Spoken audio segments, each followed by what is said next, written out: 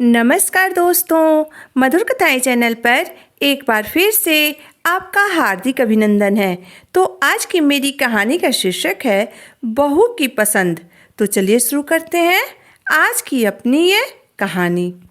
ससुराल में बैठी अंकिता के लिए आज का दिन बहुत अलग था।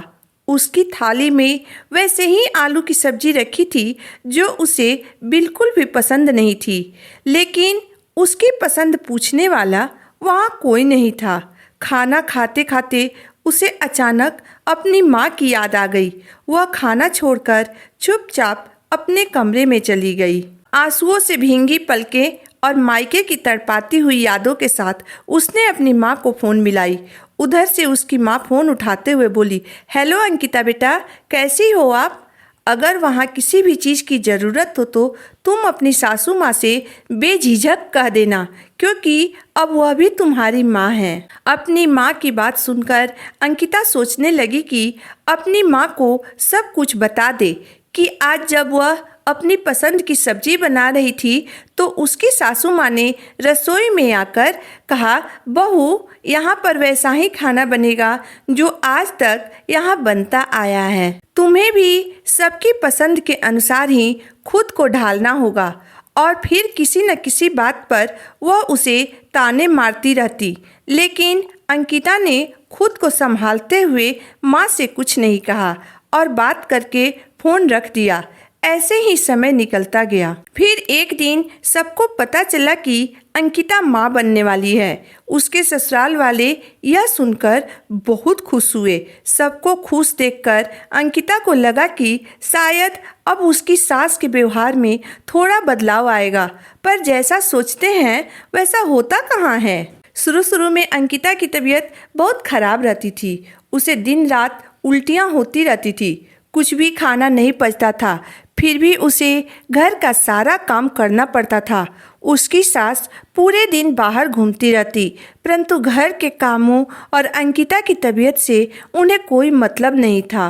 अंकिता को अगर कुछ खट्टा मीठा खाने को मन करता तो उसकी सास यह कहकर मना कर देती कि इससे होने वाले बच्चे को नुकसान होगा, और उनकी बात सुनकर अंकिता भी मन मारकर चुप हो जाती। उसे समझ में नहीं आता था कि उसके साथ उसकी सास का व्यवहार ऐसा क्यों है। फिर एक दिन अंकिता ने कहा, माँ जी, मुझसे कोई भूल हुई है क्या? मैं आपकी हर बात मानती हूँ, जैसा आप बोलती हैं वैसा ही करती हूँ। क्या कमी है मेरे अंदर? अब मैं माँ बनने जा रही हूँ, मुझे आपकी ज़रूरत है माँ जी। ऐसा बोलकर अंकिता रोने लगी, पर उसकी सासू माँ पर अंकिता के इन बातों का कोई असर नहीं हुआ और न ही उसके प्रति उनके व्यवहार में कोई परिवर्तन आया, बल्कि अब तो उन्होंने अंकिता को बात बात पर ताना मारना शुरू कर दिया कि आजकल की बहुएं अपनी सास से कुछ ज़्यादा ही सवाल जवाब करती हैं। हमारे ज़माने में तो सास के सामने हमारा मुंह तक नहीं खुलता था। आखिरी के कुछ महीनों में अंकिता को कुछ ज़्यादा ही भूख लगती थी।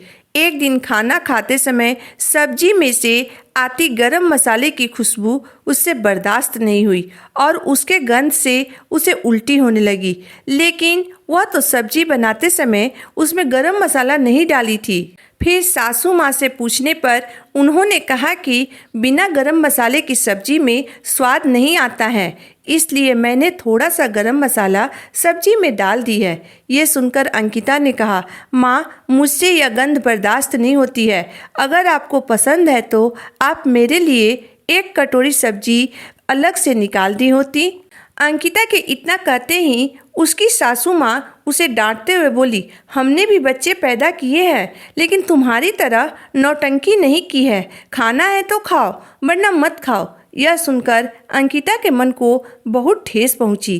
कहाँ वह सोची थी कि इस हालत में उसकी सासू माँ उसका एक बच्चे की तरह ख्याल रखेंगी, पर यहाँ तो सब कुछ उल्टा ही हो रहा था।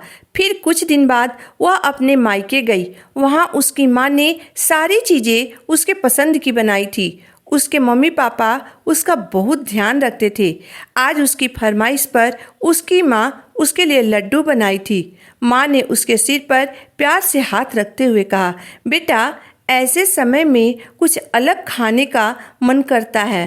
तुम्हें जो भी खाने का मन हो मुझसे बेझिझक बोल देना, मैं बना दूंगी। अपनी माँ से इतना प्यार पाकर अंकिता मन ही मन सोचने लगी कि काश मेरी सासू माँ भी मेरी माँ जैसी होती तो मुझे ससुराल में किसी चीज़ की कमी नहीं होती। यह सोचकर उसके आंखों में आंसू भर गए।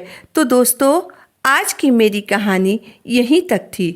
दोस्तों, जब एक बहू ससुराल में बेटी बनकर अपना हर फर्ज निभा सकती है तो फिर एक सास माँ बनकर उसका ख्याल क्यों नहीं रख सकती है? उसे माँ जैसा प्यार क्यों नहीं दे सकती है?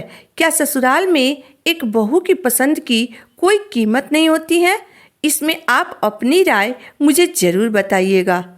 अगर आपको मेरी कहानी अंत तक पढ़ने और सुनने के बाद पसंद आई हो तो मेरे वीडियो को लाइक कर दीजिएगा, चैनल को सब्सक्राइब कर दीजिएगा। तो फिर मिलते हैं एक नई वीडियो, एक नई कहानी के साथ। तब तक के लिए धन्यवाद।